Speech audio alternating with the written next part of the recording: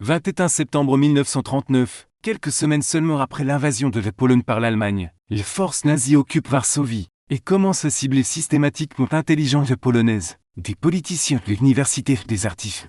Deux membres du clergé et des résistants sont arrêtés sous le couvert de répression politique. Beaucoup d'entre eux sont chargés dans des camions conduits hors de la ville, sous prétexte d'être transférés dans une autre prison tenue de réalité. Leur destination d'une forêt isolée près du petit village de Pamajewie.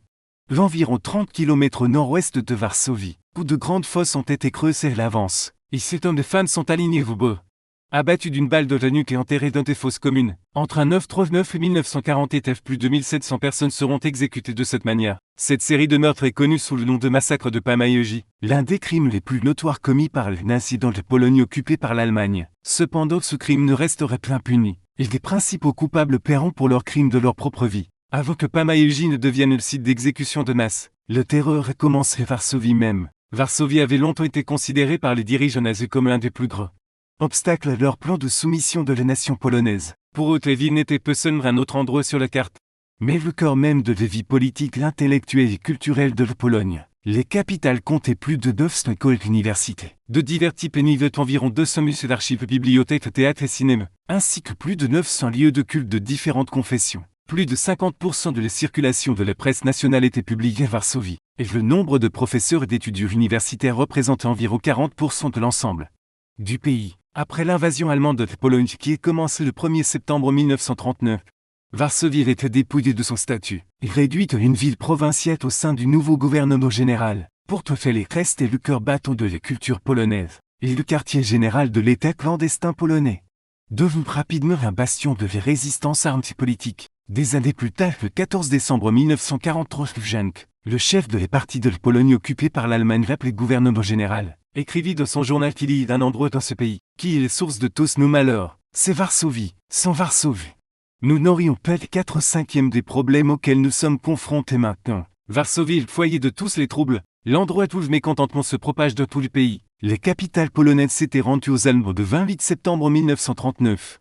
3 jours seulement plus tard, le SS Brigade für Betel son Einsa Group 4, un escadron de la mort mobile nazi est entré dans la ville. Les bâtiments publics et privés ont été fouillés et les arrestations massives ont commencé presque immédiatement. Le 8 octobre 1939, 354 enseignants polonais prêtres catholiques ont été arrêtés, accusés d'entretenir le chauvinisme polonais et de constituer une menace pour l'ordre public. Bientôt les prisons de Varsovie telles que Pawiak, Mokotow et le centre de détention central de l'Urielne, et le quartier général de la Gestapo 25 avenue Suche débordé. De nombreux prisonniers ont été déportés vers des clubs de concentration tandis que d'autres ont été exécutés. Dans les premiers mois de l'occupation, des prisonniers politiques ont été secrètement fusillés dans les jardins derrière le bâtiment du Parlement polonais. Entre octobre 1939 et avril 1940, plusieurs centaines de personnes y ont été assassinées. Mais l'exécution de ces exécutions au cœur même de Varsovie est rapidement devenue impossible.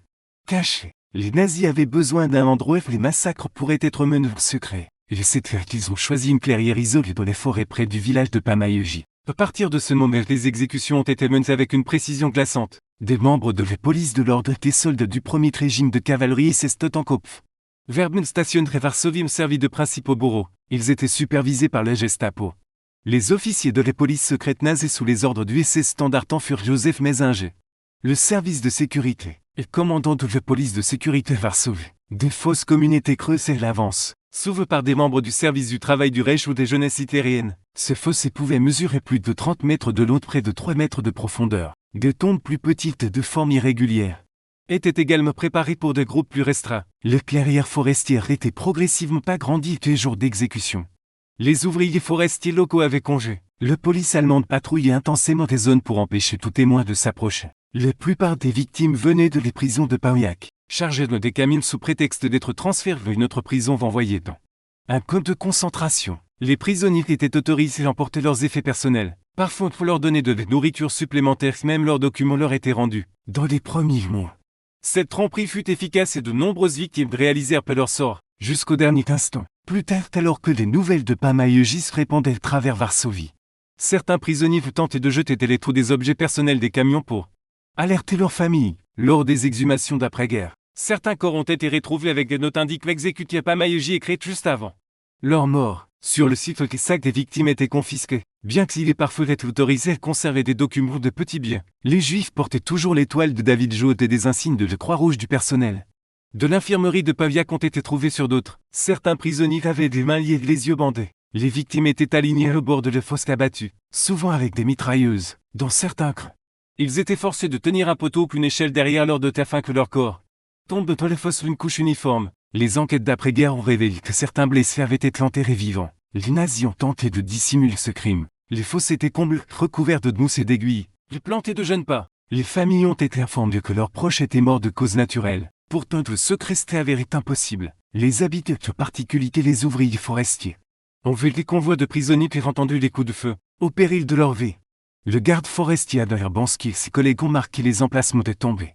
Transmis cette information à la résistance polonaise. Quelques photographies prises par les bourreaux eux-mêmes ont également été volées par des membres de la résistance, contribuent de préserver les vérités pour l'histoire. Les politiques allemandes étaient dirigées contre les représentants de la vie politique et intellectuelle polonaise. Le peuple commun était considéré comme utile uniquement comme main-d'œuvre non qualifiée, tandis que l'intelligent était considéré comme une seule partie de la société dotée d'une conscience nationale. En exterminant les élites, les Allemands espéraient détruire l'identité nationale de la Pologne et réduire le reste de la population d'une masse de 100 000. Les nazis définissaient cette intelligence de manière large. Cela ne désignait pas seulement ceux qui avaient une éducation formelle, mais toute personne qui commandait le respect de l'influence ou le leadership dans les sociétés. Ils désignaient ce groupe ciblé comme les classes dirigeantes polonaises. Le plus grande et le plus triste de nos célèbres exécutions à Pamayéji a eu lieu les 20 et 21 juin 1940. Au cours de 2 jours, les 3 transports ont amené 358 prisonniers de Pawiak. Parmi eux se trouvaient certains des représentants des plus éminents de la vie politique, culturelle et sociale polonaise. Parmi les victimes figuraient Maciej Rataj, ancien président de l'EDF qui était de chambre basse du Parlement polonais. L'activiste socialiste Maciej Sventegers et WKOWSK. Des parlementaires tels qu'Alina Jousiuk, le gouverneur de district Ludomir Skuroig, et des intellectuels respectés comme Jobak Zikowski, des avocats et journalistes, des artistes et des industriels ont été fusillés. Le célèbre champion olympique Jano Kuczynski a également été assassiné. Au total, 82 femmes ont été exécutées lors de ce seul massacre. L'ampleur des pertes était stupéfiante et l'intention était claire. La destruction de la classe dirigeante polonaise. Le 23 juillet 1940, le gouverneur général Wrząk a officiellement déclaré l'action qui visait à éliminer les intellectuels des classes supérieures de Pologne. Le massacre de Pamayéji faisait partie de cette action. Mais en réalité, les massacres à Pamayéji ne se sont pas arrêtés. Les exécutions ont continué tout au long d'un 940 jusqu'à un 941. Souvent petits groupes mais toujours dans le même but. La terreur, l'intimidation et l'élimination systématique de ceux qui pouvaient inspirer les résistances. La dernière exécution confirme qu'à Pamayéji a eu lieu le 17 juillet 1940 état. Certains détails restent incertains, car plusieurs convois disparus sont laissés de traces. Mais les preuves suggèrent que l'été 1941 a marqué la fin de Pamayéji en tant que lieu d'exécution. Leur raison principale était le secret. À ce moment, le peu des crimes commis là-bas n'était plus caché. Le nom de Pamayéji commençait à apparaître dans la presse clandestine. Des rapports de la résistance polonaise décrivaient les massacres en détail. Les services de renseignement de la résistance ont même réussi à obtenir plusieurs photographies prises par les bourreaux allemands eux-mêmes. Ces images choquantes ont finalement été passées en contrebande à Londres. Après la guerre, Pamayéji fut l'une des premières scènes de crimes nazis et enquêtées par les autorités polonaises. Les efforts de Herbowski et de ses collègues forestiers, qui avaient marqué l'emplacement des fosses communes au péril de leur vie, ont permis les exhumations. Des centaines de corps ont été retrouvés dans le sol sablonneux de la forêt. Beaucoup étaient encore les yeux bandés et mains liées.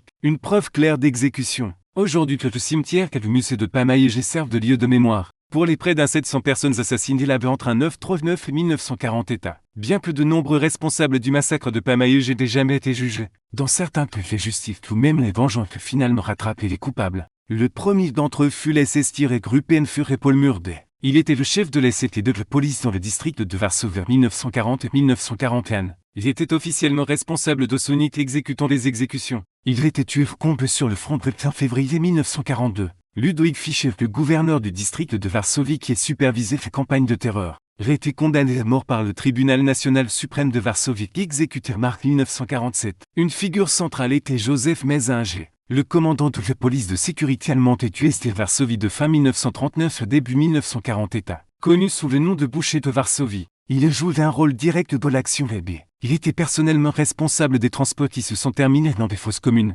de Pamayéji. Comme Fischer, il était condamné à mort par le tribunal national suprême en un 947 pendu. Les justices légales rattrapent Fjank, le chef du gouvernement général, après la guerre. Fjank a été jugé devant le tribunal militaire international de Nuremberg. Reconnu coupable de crimes de guerre et de crimes contre l'humanité, et exécuté par pendaison le 16 octobre 1946. Pendant les 5 années d'occupation nazie, environ 6 millions de citoyens polonais ont été assassinés. Merci d'avoir regardé les chaînes Histoire du Monde. Assurez-vous de vous abonner, de cliquer sur l'icône de notification en forme de cloche pour ne pas manquer nos prochains épisodes. Nous vous remercions et nous vous retrouverons les prochaines fois sur les chaînes.